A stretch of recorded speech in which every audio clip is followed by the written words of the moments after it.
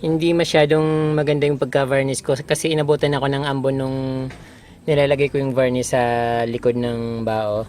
Kaya medyo nagbabol-babol siya. Pero okay naman siya. Pwede ko siyang ulitin pero hindi naman kailangan kasi maganda naman yung pagka-varnish. Although medyo magaspang. Pero okay lang kasi yun talagang nature niya, medyo magaspang. At yun nga lang, hindi siya soft na tingnan. Pero okay naman siyang gamitin na. So ready to use.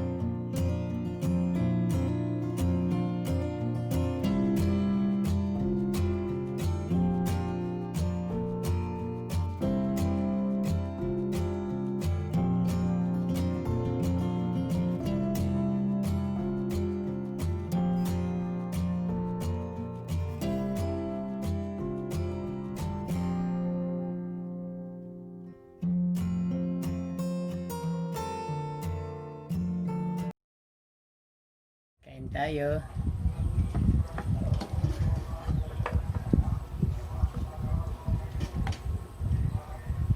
Sarap, pinakbit. Tapos ang kanin.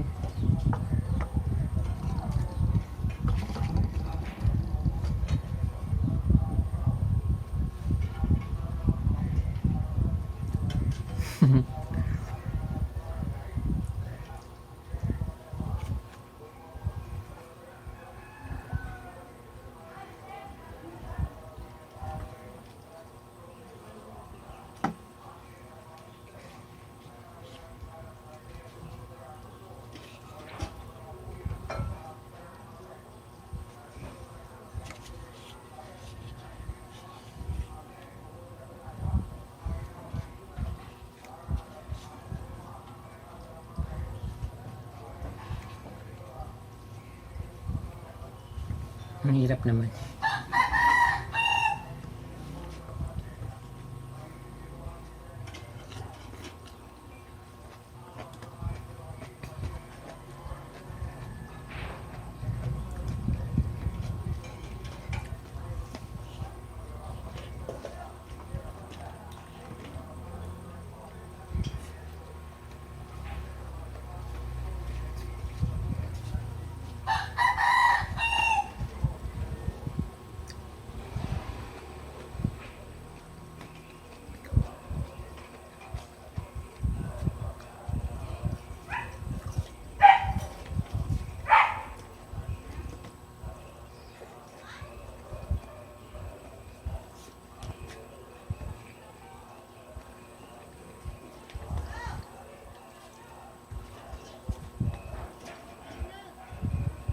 Guys, huwag nyo palang kalimutan mag-subscribe sa akin channel at pakishare na rin yung videos dahil napakarami ko pang video na susunod dahil araw-araw gumagawa ako ng videos para maibigay ko sa inyo yung mga nangyayari dito sa probinsya at yung mga namimiss natin dito sa probinsya.